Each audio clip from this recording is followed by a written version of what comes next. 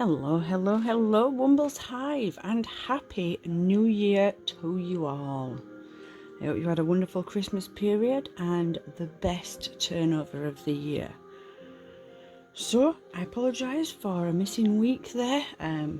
Came down with the dreaded lurg, so I just basically slept it off, as you do. But I'm back. Let's test out these paints that we got in the Scrawlr box for December. Box 100, remember? And it was these wonderful charcoal Derwent paints. So it's the Tinted Charcoal Paint Pan Set by Derwent. That is their swatch sheet. The write-up online is the Derwent Tinted Charcoal Paint Set lets you enjoy all the qualities of charcoal with a water-soluble twist. Each set includes 12 pans of fully water-soluble paints in a selection of deep muted tones. The pans are presented in a durable plastic travel case that doubles up as a palette with 5 mixing spaces and included both a water brush and sponge. The colours included are dark moss, forest pine, driftwood, mountain blue, ocean deep, thistle, glowing embers, burnt earth, natural, dark and white. Using a hint of colour with a charcoal base, this palette of colours are fully intermixable and can be used to create expressive atmospheric results with a matte textured finish. You can blend colours while wet, layer up colour and lift, smudge or draw over when dry. This set also includes a white pan to create contrasts and highlights in your work. Use them to create everything from rich deep tones to translucent mists. Perfect for use in the studio or on the go. So let's see what these colours are actually like. Now in the pack you get a see-through swatch, which is useful, but it's not really the paint, it's a printout of the paint. So, as I've discovered is generally best with these things, I've created a little swatch card, which will also fit in here, so when I am using it on the go, we can carry it around. So, as you can see, I haven't broken into it without you guys. I did tell you that I'd wait, and I have waited. So, let's crack this plastic. I don't really want to cut the paint. So let's see if we can just pop it off. There we go. Right, so you can actually see a little bit of the charcoal effect in the paint. Little flecks of black and grey in the paints there. But let's see what they actually look like when you add water.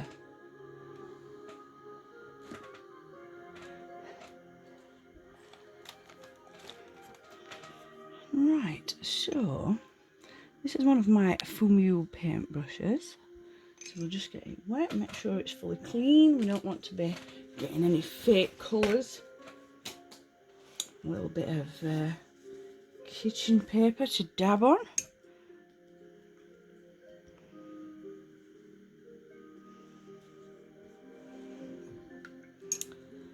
Right, so I'm going to put a little dot of water on each one just to help them along a little bit, so that we don't have to scrub away at the paint to get them moving. Now the set does come, as it said, with a water brush.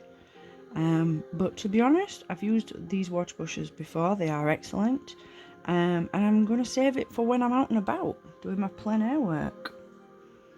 So I hope you don't mind, but we're just going to use one of my normal sable brushes.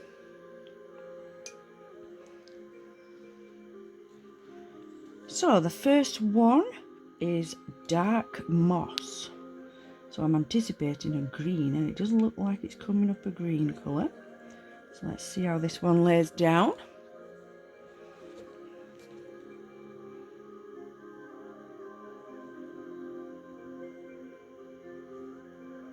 Well, they're quite a bit more translucent than I anticipated, so let's just try a little bit more water just to see if I've not given it enough. You never know with a new paint. No, it's pretty translucent. So what I'm going to do just at the end there is just see how it fades out a little bit.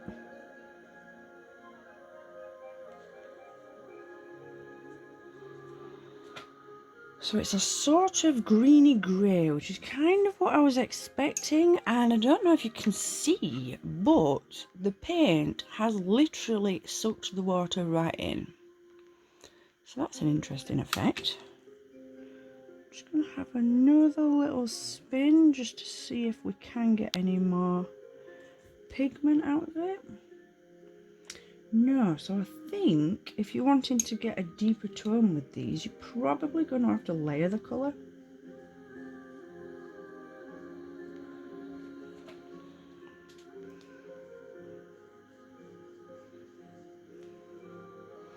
Right, so there's our first paint. I'm going to add a little bit more water to the next one, which is Forest Pine. So I'm hoping for a nice fresh pine green with a hint of grey. So let's see what we've got.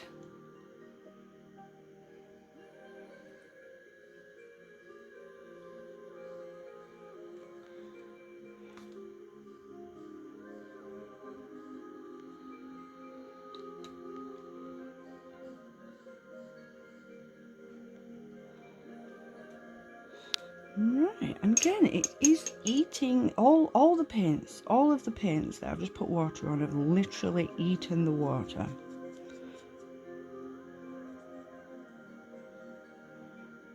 So the Forest Pine is a much deeper shade than the Moss.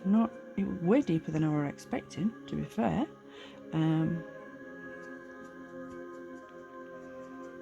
Right, so we've got Driftwood next.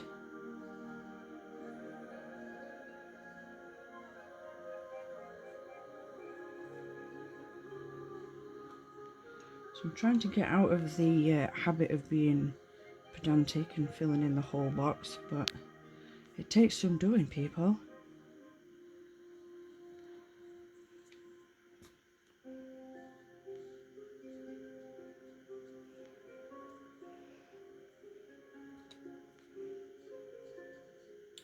Now that one is a very deep grey. I thought it might be a little bit brown, but it does seem to just be the grey that you would see on the driftwood laying on the beach.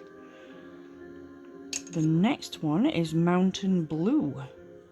So let's give this a little bit more water, seeing as it's drunk what I gave it.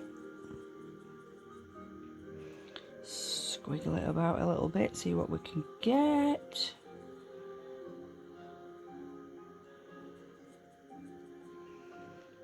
So this one is Mountain Blue.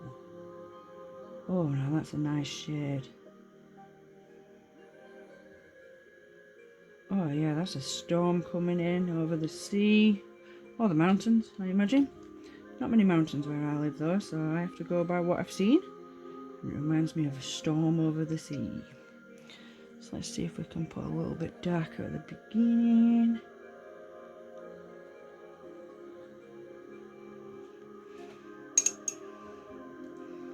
I've got a feeling that these are going to be really good for plein air, which is why I want to save the paintbrush, because I can't wait to get back out and about. I do try to do at least one a month, even in the freezing cold months. I've not managed January so far, but I am hoping to at least do a miniature one, so if anybody wants to see the plein air, feel free to bob over to my Ko-fi channel where I post little blogs about where I've been. This one is Ocean Deep, so maybe a deep, oh yeah, that is a really deep indigo blue. Obviously with the charcoal hint. Let's give it a bit of water, see what happens.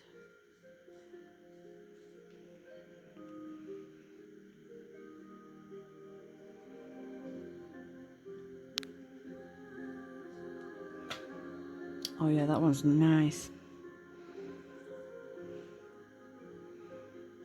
I'll put a little bit more of that in there, see if we can I ought to have done that with the previous one, to be fair. Let's see if we can give them a bit of a re-wet. Now I have done these on 300 GSM watercolour paper.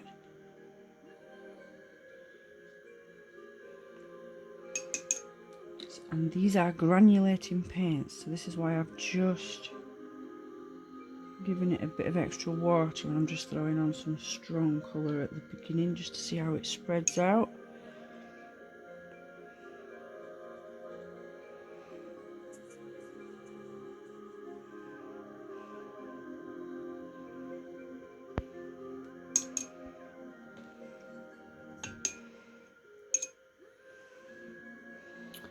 This next one is Thistle. Now, I'm anticipating purple, but the block does not look purple at all. So let's have a see what actually comes out of this pan.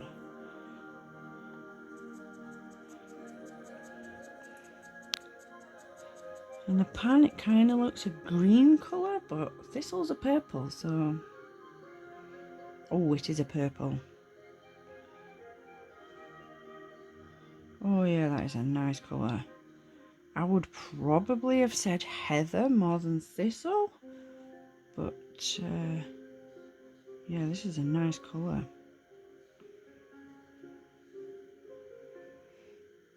So let's put on a little bit at the beginning, see if we can get a little bit of granulation.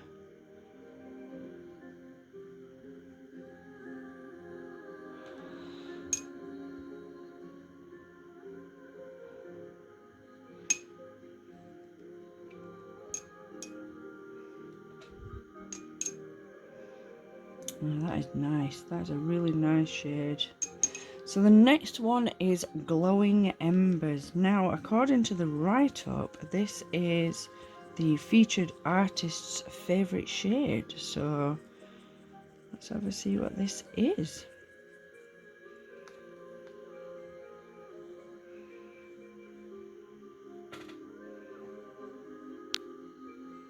Oh, it's like a reddy grey brown. Oh, that is an interesting shade. Give it a bit more paint. That one doesn't seem to be going quite as far.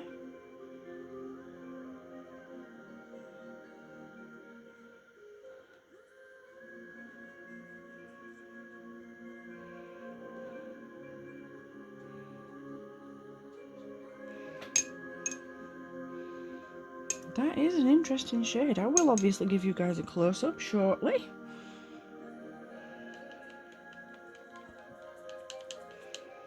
This next one is Burnt Embers. So we had Glowing Embers, and now we're going for Burnt Embers. So let's have a see what this is.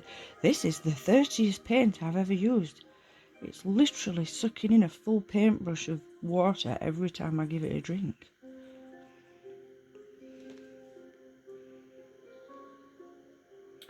Definitely something to think about when I'm out and about.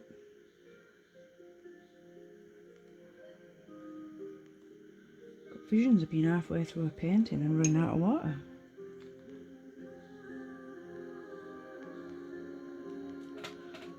So that one has blended very nicely. So let's just give it a little bit of full colour just to see if we can get some granulation.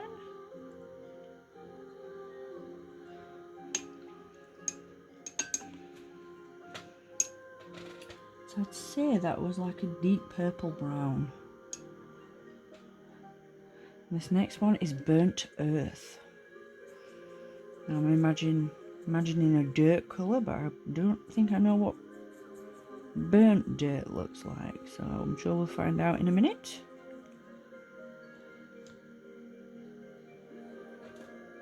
Oh yeah, to be fair, that is what it looks like under a fire on bonfire night.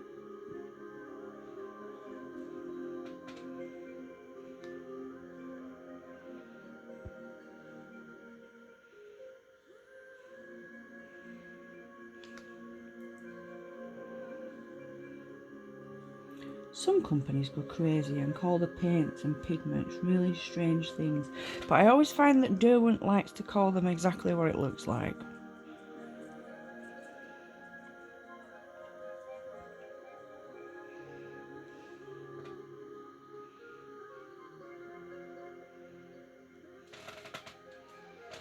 Bit of a creaky chair today. Right, so we're down to natural now. Now I do have the neutral tint in my plein air palette, so I'm sort of half expecting it to be similar to that, but the pan doesn't look nearly as dark. So maybe this is just charcoal colour. Who knows? We'll find out any second now. Oh, it's actually really, really light. Went back for a bit more pigment just to make sure I'd not under-collected. Oh, now that would make some fantastic clouds or mist. That is nice.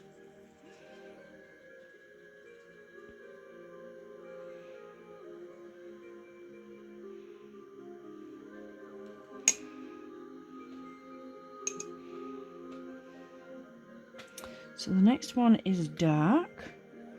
So I'm sort of anticipating this being the actual colour that I imagine when I pick up a charcoal stick. So let's have a see. Yeah, that's the colour.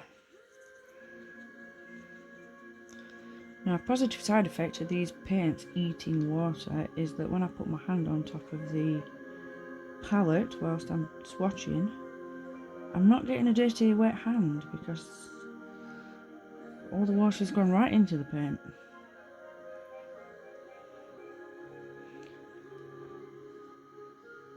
I'm sure that's normal for this kind of paint, but it's the first time it's ever happened to me, so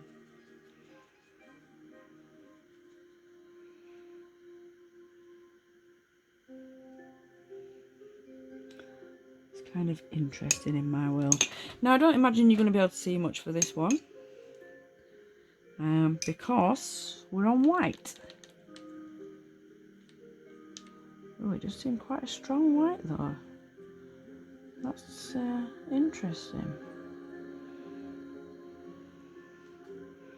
I still don't think you're going to be able to see anything.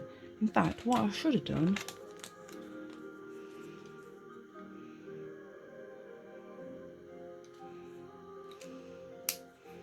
is that, so that we can see how strong it is. But let's just give it a little minute just to make sure it's fully dry.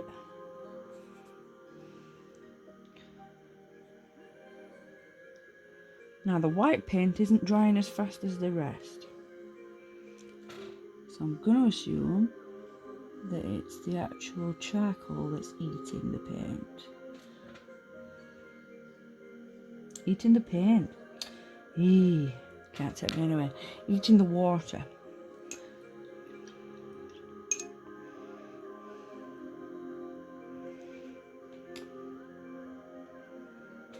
Right, so I'm going to give that a little waft off camera. Mainly so you can't hear my bracelets rattling together. See if I can show you these colours.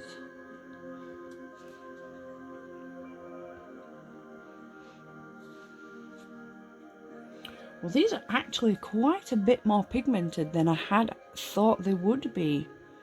I mean, based on this colour chart, it looks a lot dingier than what I'm getting on my swatch sheet. And this is why it's always best, even if you're given a swatch sheet in your pack, to do your own. Because it's your paper, it's the way that you paint, it's how much water you put on your brush that makes all the difference. And it is all the difference, guys. I mean, look at those colours. It's quite a wide variety. You've got literally moss with a little hint of charcoal in it.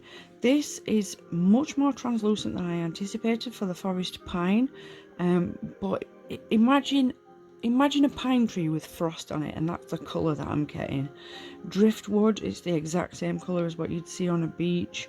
Mountain blue, absolutely gorgeous colour. That's going to make some beautiful skies.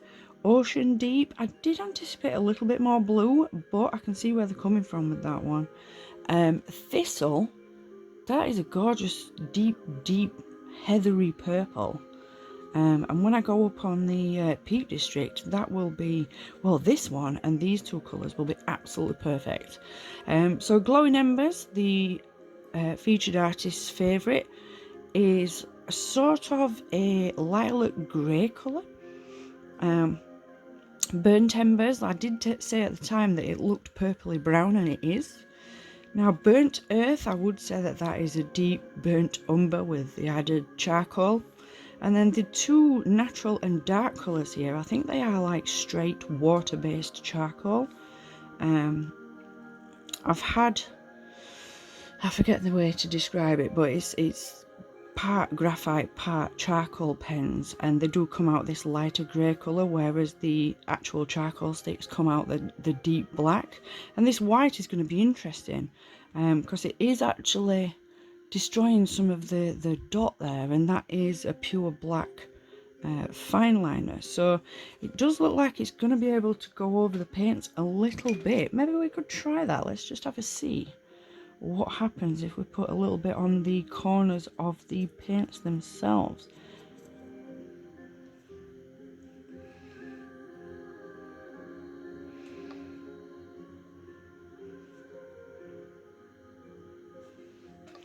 Oh, I see. It's not quite as strong as I thought, but it would give you some highlights. I also think that it might lighten these colours a little bit. So if you were doing a misty scene, I think adding a little bit of this white would add to that misty effect.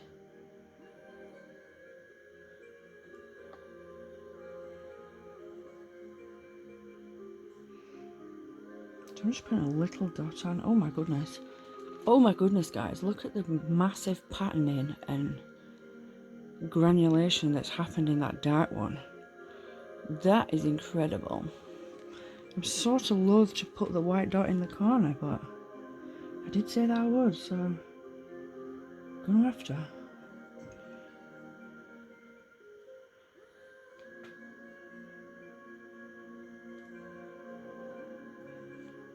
Right.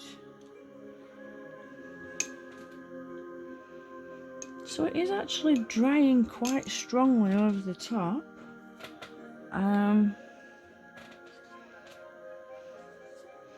You can see on this one in particular, it is drying almost pure white over the top there, so I think you would be able to use it for highlighting. What a fantastic set of colours. And here's the palette, just to prove that I have been using it. And just for those interested, yes, the water is completely full of bits of charcoal. I'm loving these guys. What's your thoughts? Do you have any thoughts? Are you interested in using these kind of paints? Would you buy them? You can buy them online from what I can see. Have you got the Scrawlr box? Have you used it? What do you think? Let me know. I'd love to hear all about it. Now we've got to think up some kind of painting to do with these. Any suggestions? Let me know below. I'm happy so far. I hope you guys are. I hope this made you smile in some little way. And you know what to do now, guys. Be happy.